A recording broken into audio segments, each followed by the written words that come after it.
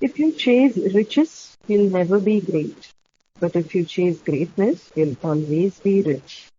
This is the only quote by Alex that I could find would reach the closest to our today's guest. Born in Allahabad, which is now known as Prayagraj, one of the world's oldest known cities, Aruna Dhir grew up and did her schooling in Dehradun, regarded as a prominent seat of academia and literature. After being brought up in the sylvan surroundings of the verdant Doon Valley, Aruna chose to make the capital city of Delhi her second home.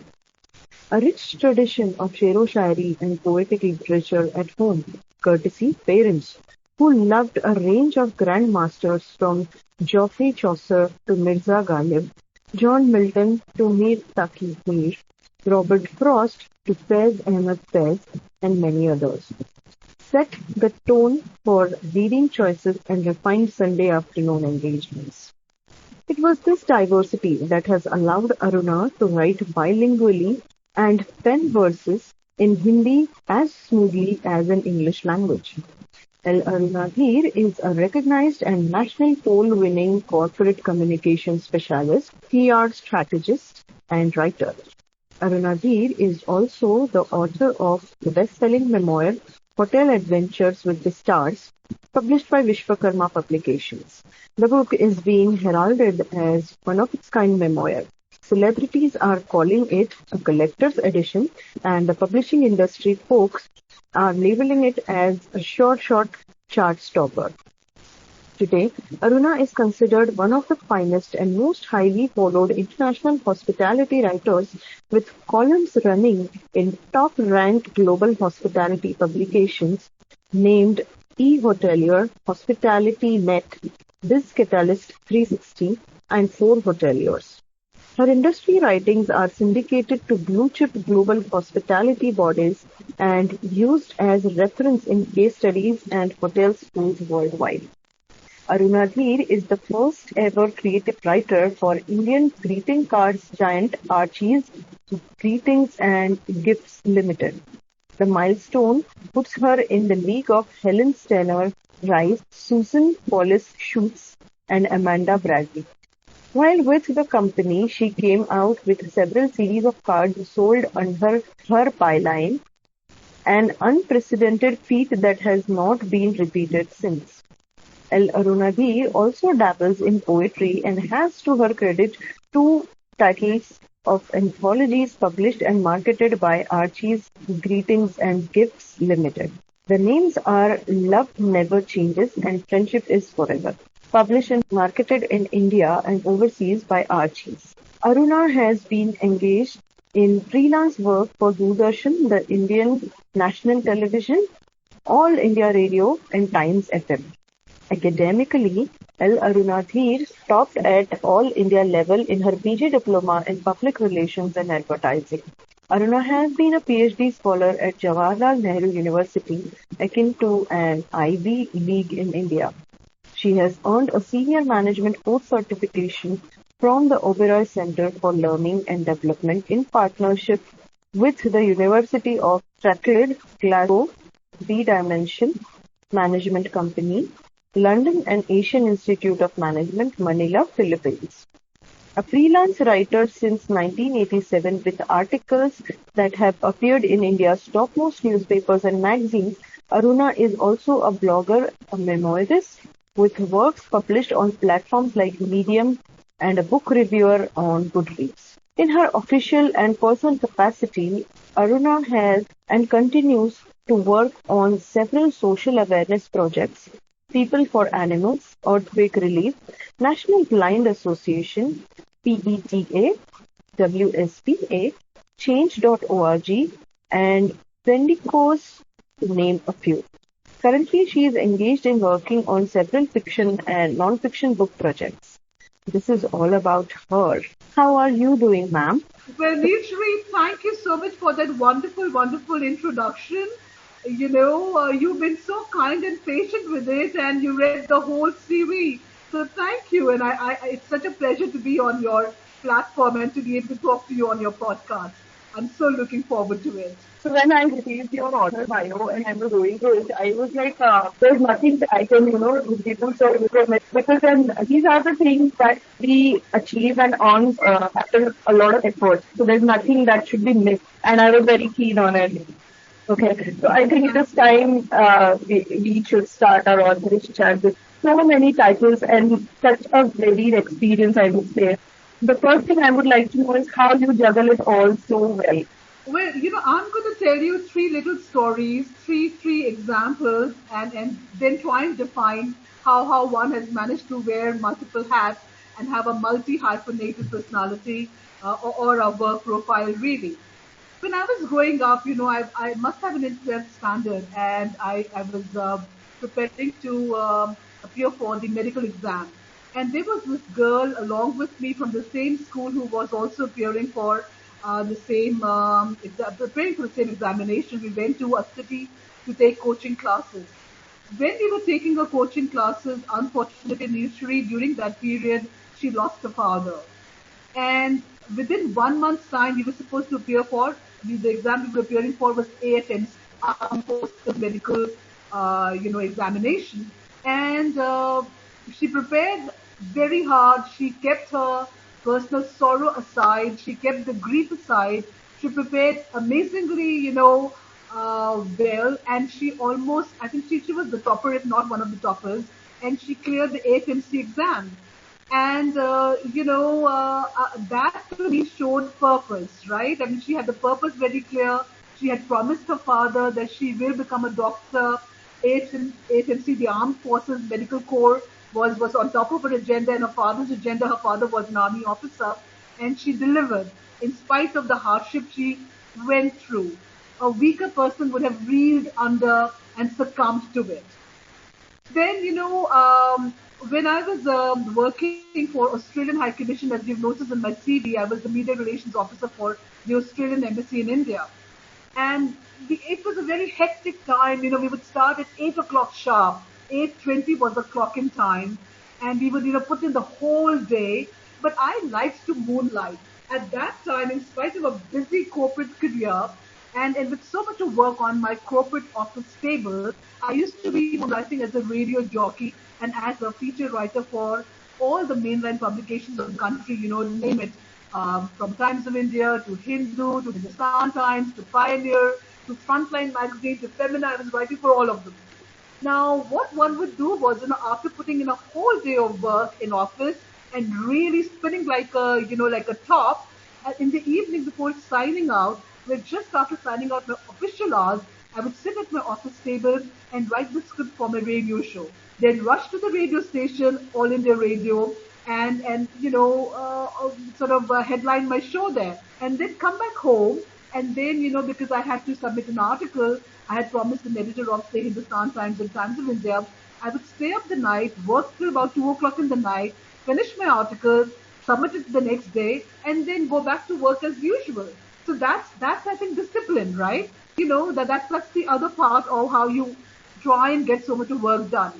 Absolutely. Very recently, I was, getting my Delhi apartment renovated, and we were doing it from scratch, Nilshree. Everything was, broken and sort of, brought down. The walls had been torn down. And I remember one time, that I also work as an international hospitality writer with the #1 ranked global hospitality publication, Hospitality Net. So I had to, and I very much wanted to write that article. It was a very meaningful article. It was about employees that can make or break an organization, and I thought that was a great, valuable piece for my readers. Now, on that particular afternoon, I had the painters working on my head in the room where my computer table was. In the adjoining room, the floor was being broken down because we had to put marble. So with all that noise and the different kinds of, laborers working over my head, I was sitting and clocking, keying away on my computer. At the end of 3 hours, in spite of all that hurly-burly of activity around and the surround noise, I had finished my work. So I call that passion, right? So how do you get all that done? You have to be disciplined. You have to have a purpose. You have to be passionate about what you want to do.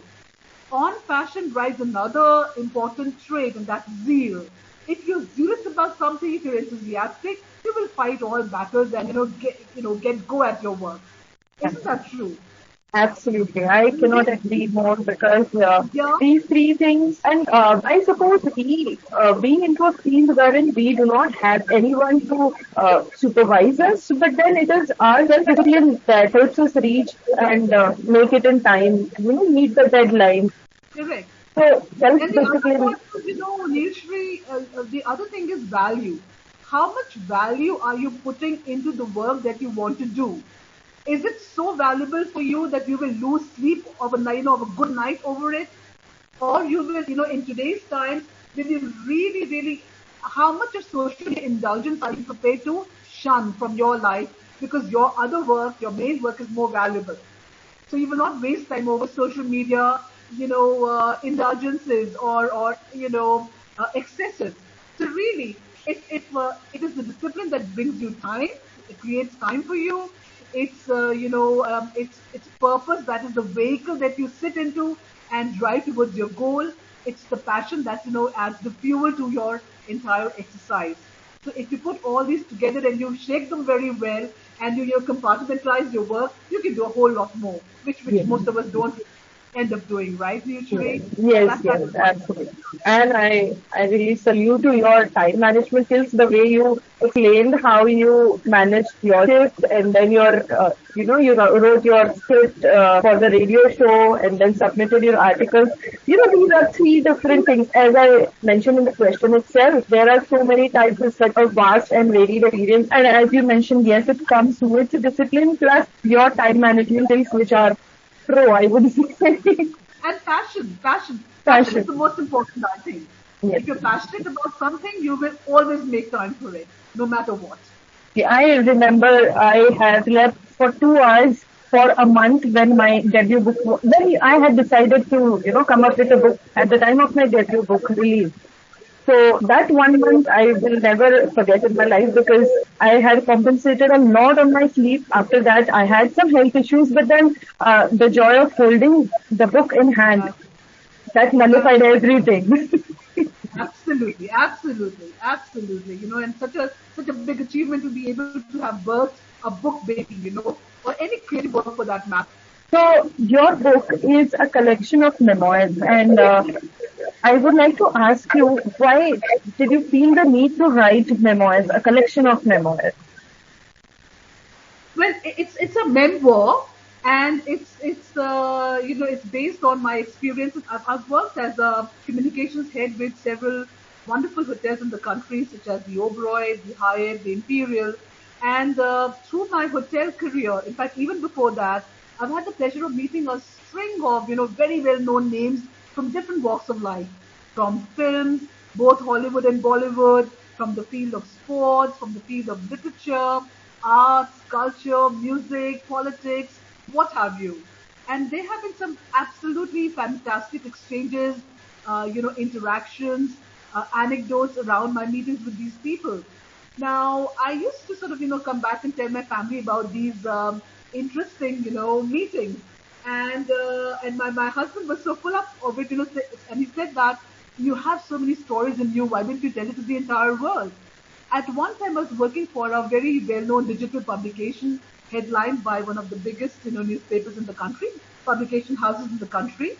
And I used to, the editor would make me write a lot of stuff on different kinds of topics, on consumerism, on marketing, on PR, on how society is, a commentary on society and people and life, also on Bollywood.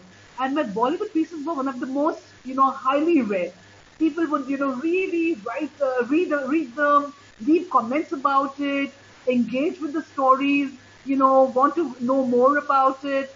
And I was writing pieces like who's the best public speaker in Bollywood, who are the best known villains in Bollywood, who are the best dressed, Bollywood actors, and so on and so forth. And that created a lot of interest in the readers in my huge following of, readership. One time I wrote on Salman Khan and I was badly trolled. And then everybody said, you've arrived now, you're being trolled, which means you're an established writer. Well, that's a joke, really, but anyway, there was sort of engagement. So, that again gave me a lot of sort of impetus in wanting to tell my stories to the world. And then I chanced upon my literary agent, somebody called Suhail, master of the book Bakers. When I, shared a couple of stories with him, he says, no, you're sitting on a gold mine. Let's get the book out. Let's, tell the stories to a waiting batch of readers.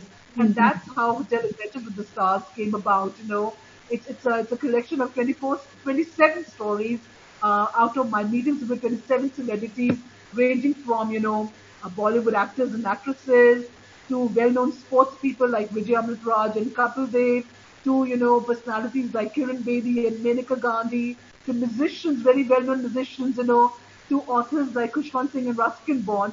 So really, that's how the book came out, and came about. And now, of course, it's leading a life of its own, Nilshree. I read every review that you share on your social media, and I have been looking forward to get my hands on your book as soon as possible because it excites me. I'm not someone who will go openly and talk to them, but it's somebody sharing their experience that excites me a lot. Not everybody would have it to their life or have the privilege to have a conversation with them. But if somebody like you is sharing, it could be a first-hand experience that we could have about the celebrities. Absolutely. And one thing that, I've been constantly getting this feedback from the readers, Nilshree, now that the book is out and about and, like I said, leading a life of its own. People are also, of course, there's also lots of big dollops of nostalgia in the book. I talk about times, from our 70s and 80s and 90s and the early 2000s. So that's resonating very well with the readers. It's a very happy thing to go back and relive nostalgia. Yes. We all want to relive our past, right? That brings a lot of happiness and peace and calm and rejoices us, really. The other thing what people have been telling me is that there are these little life lessons strewn all around the book. Life lessons from somebody like Kushwant Singh or somebody like Ruskin Bond or Kiran Bedi, who's been one of the tallest figures in our society. So these things people have been picking up and really noticing and learning from and relating to. And that I feel it's a wonderful outcome of this memoir, really. Absolutely. I personally feel even if one person tells you that they enjoyed reading your book, the mission is accomplished. And here you are sitting, getting a review on a daily basis. So I think the purpose is totally met. Nilshree, one of the reviews, the lady, I wanted to gift her a copy of the book, and she said, "No, I'm going to buy on my own." Now that's a rarity, I mean, how many people would want to buy your book, right, in today's world? So she said, "I want to buy your book because I'm a avid reader. I love books. I love the premise of your book, and I want to pick it up myself." After she had read it, she did a fantastic review. And the last thing she wrote was that when I turned the last page of Hotel Adventures with the Stars, I felt that I had made a friend forever in the author. And that's a fantastic, I think, emotion to get from a reader. I have read this review. I have. Moving ahead, I would like to ask the authors of recent times, like including you, the crib about shortage of opportunities. I would suggest you to guide us on this a little bit. I assume that most of us these days living in 5G speed times right now, we want everything instant. Yeah, but I have read your introduction and you started writing in 1987. Since then, you have been so. Tell us how is it possible to reach, not to reach even if, but to stay calm and wait for opportunities. How that process is overall. When you want to become a writer, there is a gestation phase of becoming a writer, right? You start young, you start small, you take baby steps, and then you grow on from there. And also, it's very important to pay your own bills as well. You have to be a self-sufficient person, right? Now, unfortunately, writing is not a very well-paying profession as of now. If you want to be an author, you will not be making sacks of money to begin with. You get onto that point, at some stage in your writing life cycle, but you don't begin with that. So if I talk from my experience, I've always been a working person. I was always doing something, and side by side I was writing. When I became, when I was already in college, I was working for the country's one of the biggest regional newspapers as their feature writer and columnist. When I was doing my MPhil and PhD, I was working for Archie's as their creative writer, and then and so on. I continued writing. So you have to really hone your skill and create a base for yourself. You have to make sure that you are considered very good in your profession. You have to, create that skill base and sharpen your skills, so much that your writing is taken notice of, and you have places where you can contribute. And then if you want to become a full-fledged writer, you have to be patient, and also look at other streams where you'll be able to earn money from, allied functions. And there are quite a few these days. You can become a content writer.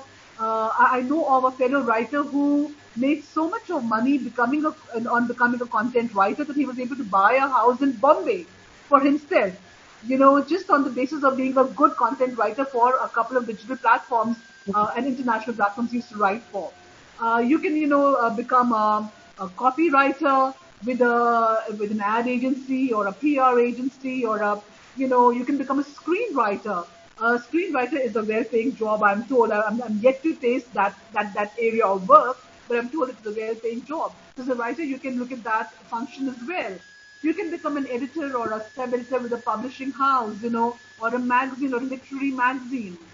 You can try and become, if you're very much younger in this profession, you can become an author's assistant.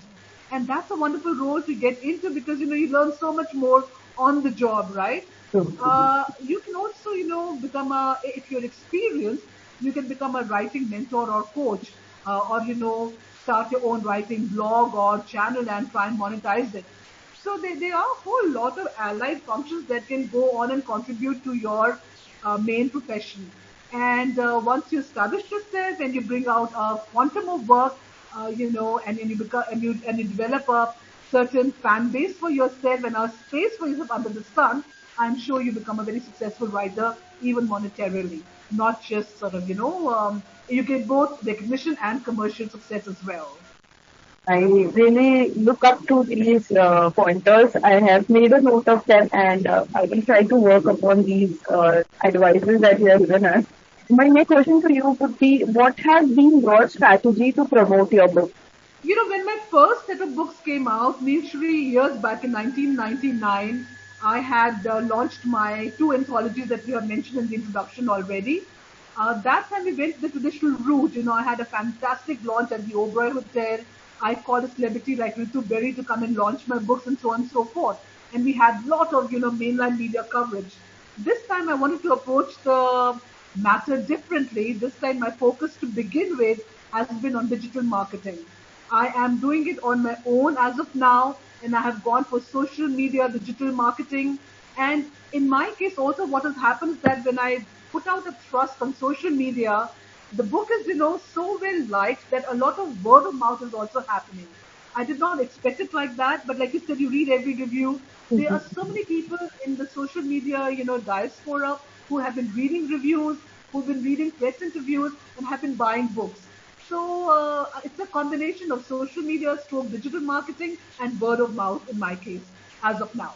So I would say the match made in heaven, because most of the authors, they jumped into writing books without any previous connect or network, and then they find it difficult to connect. Correct. Yes. Correct. But then having I want to tell the young writers that, don't be foolhardy with your money, with your hard-earned money, or your parents' resources. Make the efforts on your own first. Then you hire a marketing agency, or then you put your money into somebody who's just demanding an X amount of budget from you. First, make your own effort. It's your baby, it's your child. Put your very best in, highlighting your baby out. And then you look at, hiring somebody to do your marketing services. That's the next question was very much related to what you just mentioned. As you mentioned, digital marketing, with the hashtags and all the algorithms these social media platforms are running on, once you put something related to your book and the hashtags automatically, route many paid book reviewers to your profile. So, what is your take on paid reviews for your book? If somebody approaches, so how is your way I of think, dealing with it? yes, it's a double-edged sword, Nilshree. While the first expectation and the hope and the ambition is to get as many organic reviewers as you can for your book, that is the best outcome, right? When people like your book so much that they pick it up and also not just read it but also review it. There's a lot of slip between the cup and the lip when it comes to reading and reviewing. A lot Yes. of readers might just read the book and not review. I mean, I'm guilty of that myself. I've read so many books and I'm supposed to be reviewing, putting the review out. That's one thing that you must, when you read something, always put a review. It helps the author, it helps you, it helps the publisher. So really, it keeps that ecosystem alive. So reviews are absolutely crucial.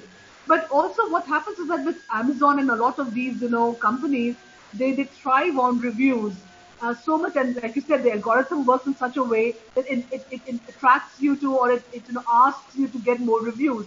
So that's a very thin rope, that you have a tight rope that you must walk on.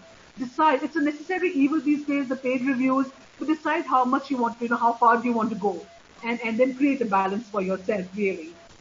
I totally, appreciate your response to this one about the paid reviews because I would say it's a fish market these days, and it really becomes difficult to differentiate between an honest review and a paid review.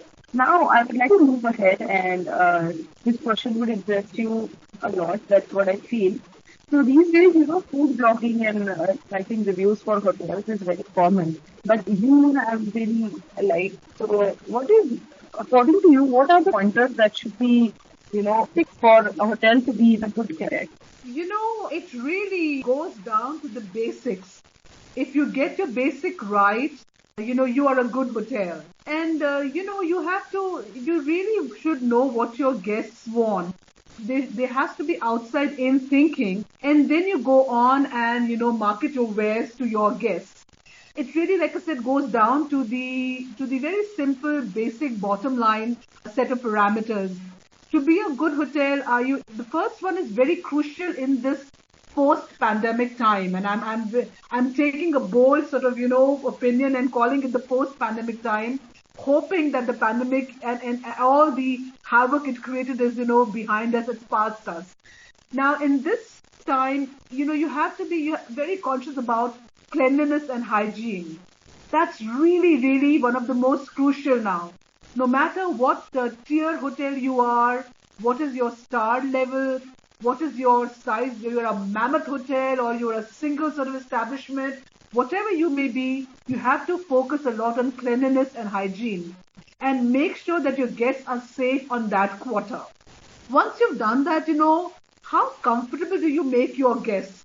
Your guests have to feel comfortable, do you offer a good room? Do you offer a good bed? Is your, linen great? Is your, set of furniture making the guests feel comfortable? So you have to be able to, serve, offer a lot of comfort to the guests. Technology, there's the third point that's absolutely important these days. Everything works with technology, and the higher technology you can offer, the better it is. You have a free Wi-Fi because people do half their work, or more than half their work, and their pleasure from just the palm of their hand. So are you offering great connectivity and heightened connectivity for guests to feel, absolutely at home with your technological offers. So that's a very important aspect. Do you offer good food and good drinks, and also a variety of them? So, you have to make sure that what you're offering is something that guests would, have great memories of once they have, come and stayed with you and gone away. And they keep coming back to you for what you have to offer, and then another important aspect is service. How great is your service? You know, also safety and security. Let us not, shortchange the value of safety and security in today's times when anything can happen anywhere, anytime. And half the world is, crazily battling with each other. Safety and security in public spaces and in establishments, hotels, is a very key factor. Yet another is health and fitness. how great are the avenues for health and fitness at your hotel. You have a great health center, a great fitness center, a great spa, a set of, wonderful qualified professionals who offer those services. So that's another important point, I think. And, if you're a good hotel, if you're a good, and that applies to any company, you have to take care of both your employees. And by that I mean you have to take care of both your internal and your external employees. If you take care of your internal employees very well, Nilshree, they themselves will make sure that your external employees are happy and satisfied. So if you take care of all these parameters, you could be a single story hotel, you could be a mammoth, gigantic establishment, you could be anywhere in any part of the world, you will be considered a great hotel. And people will keep coming back to you. I have a friend who runs a chain of hotels, and very recently he's opened India's first eco-tainer. He has started, eco hotels in a shipping container. He has transformed a shipping container into a hotel, and he's calling it the Ecotel because it's an ecologically friendly hotel in Agra. And people are loving that concept because he takes care of all these things, It is said he's making beautiful gardens around his property. There is a lot of activity that people can do around, within his hotel. It's a clean hotel, great staff, great food, great technology, great service, and people are talking about it already. And he has a chain of return customers. So if you take care of all these things, you automatically become a good hotel and something that people, want to come back to and recommend to others as well. And that's great advertising for you, right? Good customers talking well about you is great advertising, which is better than any kind of paid advertising. I say that hospitality industry is by the people, of the people, for the people. And when the people quotient is so high, errors are bound to happen. Errors happen with configured machines also. So people are more prone to making mistakes, right? So it's okay. Bad experiences may happen, errors will happen, but you have to be so sure, and your systems and your SOPs, your standard operating procedures, and your training has to be so sound that you're able to come back and rectify in a stronger fashion, so much so that, the guests, they go along with you. They see your effort, they appreciate your effort, they sort of, are happy with the counter offer, and life goes on. So it's okay. But you have to try and work hard so that you genuinely, conscientiously, honestly come back with a great service to undo the, error that may have occurred. Absolutely. Thank you for that wholesome description on hospitality. Let us move ahead. The next thing I would like to ask you is, what does literary success mean to you? That's a very good question, a very interesting one, and I'm going to give you a short answer. If you look at my Goodreads page, Nilshree, I say in that, I put in my saying, and that's how my Goodreads page opens. I say that as authors, we must plan to leave a rich legacy of literature behind. And why? Because while we are mortal, our books will live forever. So you really, owe it to yourself and to your readers and to the world that you have lived in to create a rich body of work that will last forever and, last longer than you have lived yourself.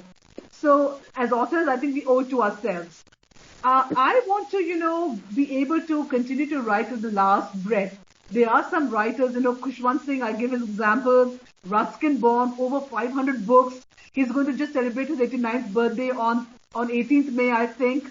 He continues to write, even more so than he wrote, more voraciously than he wrote before. He's much more prolific now. Look at Shobha Dey, she's turned 75. And there's so many famous authors who continue to write till the age of 80, 90. And writing is one profession that you can do till your very last breath. If your other faculties are sound, if health-wise you're fine, you're fit, you can continue writing. There's no retirement age for writers. And I would like to sort of, have that kind of life, Nilshree, really. And then, when you take on a profession like writing, you want to be able to produce You don't want to write fact, Nilshree. You don't want to write sensational stuff, you know. You don't want to write just for the heck of it. You don't want to do commonplace writing. You want to be able to write, you know, valuable, meaningful, productive, rich literature. Something that will bear value for a whole lot of people. Something that will resonate with millions and millions, you know, a sea of people really. And I would like my work to be read by a whole lot of people. You know, I'm not one of those writers who want to write for their own. I think every writer wants eyeballs, every writer wants appreciation, every writer wants a bank of readers. So really, I would want to be, you know, in those shoes. This has motivated me enough because it has been a while. My last book came in the year 2022, in the month of May. And since then, because of Authropod and many other responsibilities that I have, my personal writing, like specifically my books, have taken a backseat. But now I'm motivated enough, and even I would like to write till my last breath. Absolutely, absolutely. We owe it to ourselves, you know, if we have the Yes. gift of writing, you know, we have to be able, and also we have to write something which, like I said, you know, it has to bear a lot of value for the readers. We have to try and, you know, and value could be different. Value could be as meaningful and as profound as life lessons. It could be as simple as, you know, creating joy for somebody, bringing humor to them, creating thrill for them, you know, putting them on a new adventure. So value is, you know, the definition of value changes, but you really have to bring Yes. out, you know, valuable material from the might of your pen. I really believe in that. Absolutely. I absolutely agree to what you have said. And one point I want to make here is that I was just listening to a session, at an old session of Jaipur Literature Festival. They were talking about barriers of and boundaries of language, and they said that there should not be boundaries of language because language is something which can really, welcome people with open arms. You know, it creates bridges. It does not create barriers. It creates bridges. When you choose the profession of a writer, please make sure that you also develop a skill for writing in the finest of language. You know, don't bastardize language. Don't write in unappealing language. You know, it could be simple, but it has to be nice and refined, and it has to flow well. So keep the richness of language as an important tool in your armory, and write with that, and write with gusto then. Absolutely. What a piece of advice this is. Because as I have asked you, I would like to share what literary success means to me. So my Yes. reader base is really very small. And what happens is, when someone says that, we found it relatable and it was easy to read. We did not have to run for a dictionary or we did not have to Google some word because we understood it in the first book. So I feel Correct. like, because I am someone who, when I was seeking for books, I used to feel like, poetry is very heavy for me. I should go for something lighter. So if I am able to create something which is relatable to others, that I think would be the literary success to me. Absolutely, but also I must tell you that, if in parts readers have to run to the dictionary to check out a word and learn a new word, you are doing great service. I mean, look at Shashi Tharoor. Yes, You know, he writes so profoundly, so richly, so magnificently, and yet at the end of hearing his session or reading his book, there's always a bunch of new words that you learn. yes, And that's a fantastic thing, right? That's education. yes, So that do is not shy away from using good words. If they are more suitable words which are uncommon and you feel are not as simple but are a little difficult, do not shy away from using that because you are also recreating the passion for flipping through dictionaries in the new set of people, the new generation of people, which yes. is forgotten because it's so easy. Everything is on the Google, Fingertip, yes. and everything is on their palm. That they, I still have my Websters and I cherish my Websters.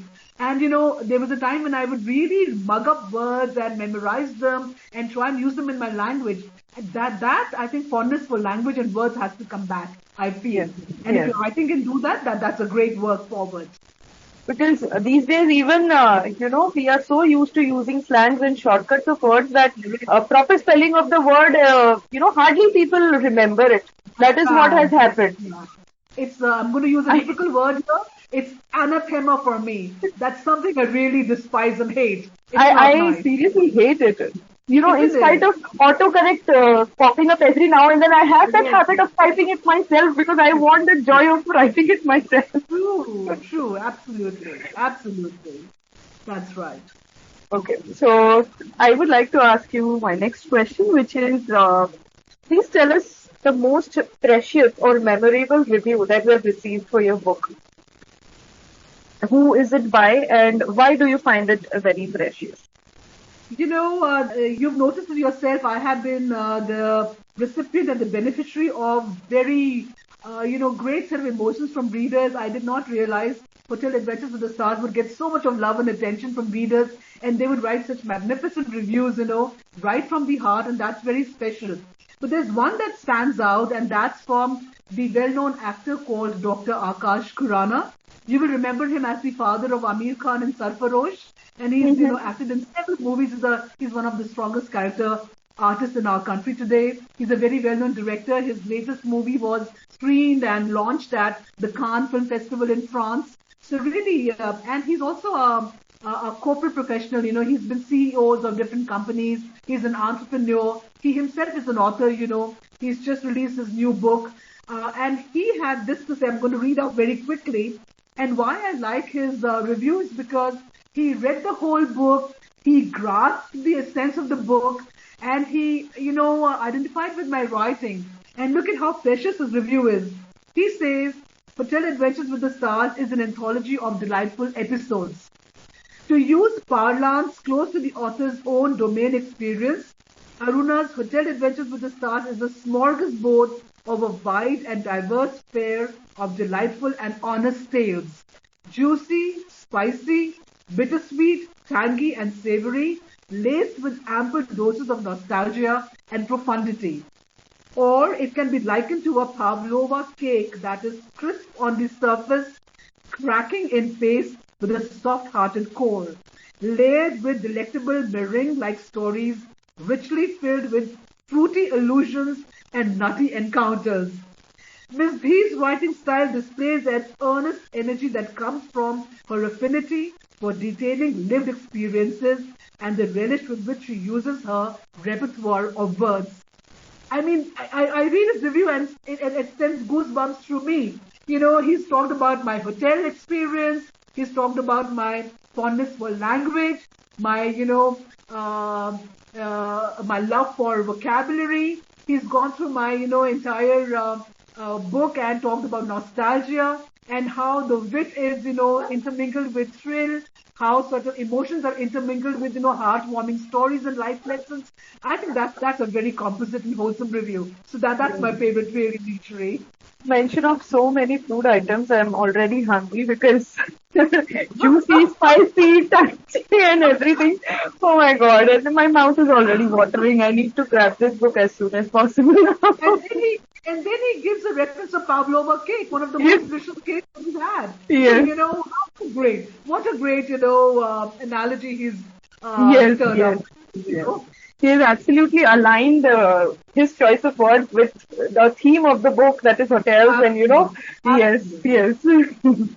Okay, so we are coming towards the end now, and I would like to request you to leave our listeners with one message and one piece of advice for all the authors. I have the same set of advice for the listeners and for the authors. For the listeners, my advice is read, read, read. Reading is the cheapest form of travel. You don't require visas. You don't require expensive flight tickets. You don't need to spend exorbitant amount of money to, stay in fancy hotels. Yet you will travel to, you travel outside to foreign lands, some places in the world that you will never even dream of going to. You will travel to, all parts of Earth. In fact, you will also travel to the universe through our fantasy novels, right? So it really makes you, gain wings. And then you also travel, when you read books, you travel to, you travel deep inside to the core of your intellect and imagination. And you yourself, can bring out and dream up and create such fascinating stories just because you are a avid reader. So reading definitely. And, also, it's such a, I feel that reading, every great person that you know of, it could be a thinker, it could be a scientist, it could be a writer, it could be a leader. All of them have been very avid readers. So if you aspire for greatness, be a reader. Be a very fond, avid, happy, voracious reader. Barack Obama, President Abdul Kalam, even Mahatma Gandhi, they all have been, very, very keen readers. Look at the body of work created by the greatest philosophers and thinkers like Socrates, Plato, and Aristotle. Socrates was followed by Plato. Plato was followed by Aristotle. And look at the body of work they've created just by reading their the previous generation or the previous thinker. So reading is really special. I was also, listening to another episode of JLF, Jaipur Literature Festival, where in session was Siddharth Mukherjee, who's a great author now and a very established oncologist. He's a cancer specialist. And he was, his books are very well read. He's considered one of the most important writers today. And he was talking about getting inspiration from another great writer like Amitabh Ghosh. And he was recounting passages from Amitabh Ghosh's book. So, so read. And when you read, also inculcate the habit of reading in your family and friends so that a happy circle of readership begins. And why is reading so important, you will ask? Why? Because, when you read, it helps you ideate. It brings you a bunch of new ideas. Reading, also offers you fresh perspectives into things, right? Yes. Reading improves your personality. Reading brings you education, so much of it, much more than any other thing would, not even academia. Well, academia also is part of reading, right? But just reading and reading a widespread of, array of books is the best education you can ask for. And when you read, you become a very good public speaker too. And when you combine all these, factors, you become a very good, sound, successful professional, no matter what your profession is. So just by reading, you can bring all that benefit to yourself. So I think as for your listeners, reading is absolutely important. For advice for your writers, again, read. You can only become a very good writer by reading. You can improve your own skill. You can improve your own art. You can refine your own craft by reading. The more you read, the better you become at your writing. The more you read good stuff, the more qualified writer you become. And one last advice for both your listeners and readers, find a mentor. And it could be a living person or a dead person, but find a mentor, given your bent of mind, given your goals, given the journey that you want to, craft for yourself. Find a mentor whose steps, or a bunch of mentors from whom you can get inspired all the time, who motivate you, who rail you back on your track every time you get derailed, and who inspire you, and whose life you can emulate. Not emulate really, but learn lessons from. You create your own life, but you learn lessons and you get inspired. So those would be my last bits of, 2 cents for the readers and for the listeners and for the writers. That is a very wholesome advice for both the categories of people, I would say. And today I'm actually short of adjectives and words in general because this has been a very fulfilling conversation, I would say. Team Authoropod wants to thank you for taking out time and sharing these pearls of wisdom with us today. It was an absolute pleasure and delight to talk to you. And wish you multi-folded success with your future literary ventures. And here is one request to our listeners. We are looking for contributors for our July 2023 edition, guys. So if you haven't participated, do participate. If you are confused as to what are the themes and prompts, they are on our website and the link is in the description. You can just click it and visit our website. And for our future editions and podcast episodes, stay tuned. Thank you. Well, thank you, Nilshree. Thank you for inviting me to your wonderful platform. Your energy is infectious. You're doing a great job, a great service for the world of reading and writing. Keep plugging ahead and keep doing all the good things that you're doing, and all my best wishes for you for your role of a writer as well. All the very best to you and to all your listeners. Means a lot, ma'am. Thank you very much. It was my Thank pleasure. you.